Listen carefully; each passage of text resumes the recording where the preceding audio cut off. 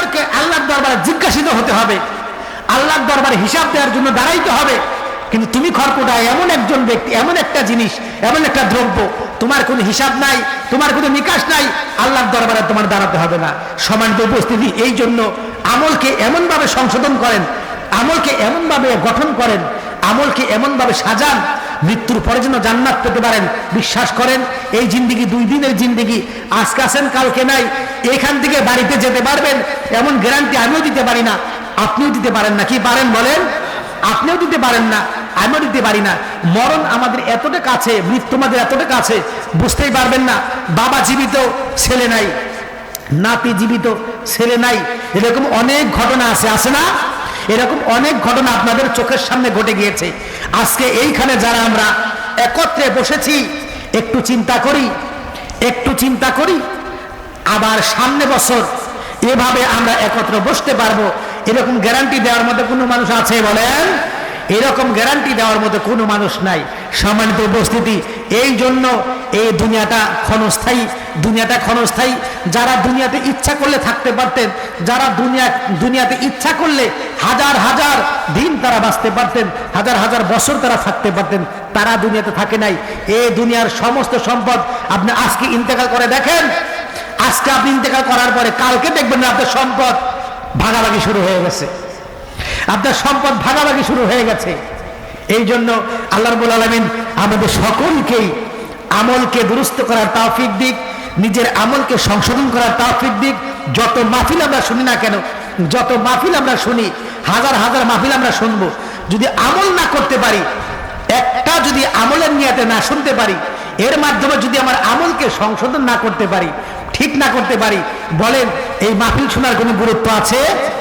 আপনাদের এই লালহারা গ্রামে আমি প্রায় 2-3টা মাহফিল করলাম, প্রায় 3-4টা মাহফিল করলাম এই লালহারা গ্রামে, কিন্তু দেখলাম মানুষ ভালোই হয় মাহফিলে, কিন্তু মসজিদে গেলে লোক পাওয়া যায় না, মসজিদে গেলে লোক পাওয়া যায় না। ওয়াজ মাহফিল বড় বড় বক্তা আনেন বিভিন্ন জায়গায় থেকে লক্ষ লক্ষ টাকা দিয়ে, দেখবেন যে মাঠ কানায় কানায় ভর্তি, কিন্তু মসজিদে গেলে কানায় কানায় লোক পাওয়া যায় না। অথচ মসজিদে নামাজ পড়া কিন্তু আপনার জন্য ফরজে আইন, আপনার জন্য ফরজ আইন। সম্মানিত উপস্থিতি, আর একটি কথা আপনাদেরকে বলে যাই, যে ফিতনার জামানায়, এই ফিতনার জামানায় অনেক ফিতনা সমাজে ছড়িয়ে আছে। আপনাদেরকে আরেকটি কথা খুব সতর্ক করে বলে যাই, আপনারা শুনেছেন কিয়ামতের ময়দানে 73টা কাতার হবে, যার একটা কাতার যাবে জান্নাতে আর বাকি 72টা কাতার চলে যাবে জাহান্নামে। এই 73টা কাতার কিন্তু মুসলমানদের মধ্যেই হবে, আর এই মুসলমানদের 73টা কাতারের মানুষই কিন্তু নামাজ পড়ে, রোজা করে, দাড়ি আছে, জুব্বা আছে, পাগড়ি আছে, বড় বড় আলেম, বড় বড় আলেমও আছে তাদের মধ্যে, কিন্তু এরা মূলত জাহান্নামী। আপনারা শুনেছেন যে হযরতে উমরকে হত্যা করেছে, হযরত উসমানকে হত্যা করেছে, তারা মুসলিম ছিল, আলীকে হত্যা করেছে, তারাও মুসলিম ছিল, ইমাম হুসাইনকে যারা হত্যা করেছেন কারবালার প্রান্তরে, আপনারা শুনেছেন ইমাম হুসাইনকে যখন কারবালার প্রান্তরে শহীদ করা হয়, মাত্র 80 জন আহলে বায়তের সদস্য ছিল, আর ওই প্রান্তরে ছিল 10,000 সশস্ত্র বাহিনী, তারাও কিন্তু মুসলিম ছিল, জুব্বা পরা ছিল, পাগড়ি পরা ছিল, মুখে দাড়ি ছিল। জোহরের নামাজ তারা জামাত আদায় করেছে, জোহরের নামাজ তারা জামাত আদায় করেছে।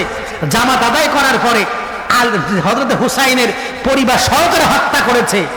আসরের নামাজ তারা তার রক্তে হাত রঞ্জিত, পোশাক রঞ্জিত, পোশাককে ধুয়ে, রক্ত ধুয়ে, হাত ধুয়ে তারা আসরের নামাজ জামাত আদায় করেছে। জুরে বলি নাউজুবিল্লাহ। আসরের নামাজ তারা জামাত আদায় করেছে, তারাও কিন্তু মুসলিম, তারাও কিন্তু দাবি করে জান্নাতে যাব। তো 10,000 বাহিনী, তারাও দাবি করে মুসলিম।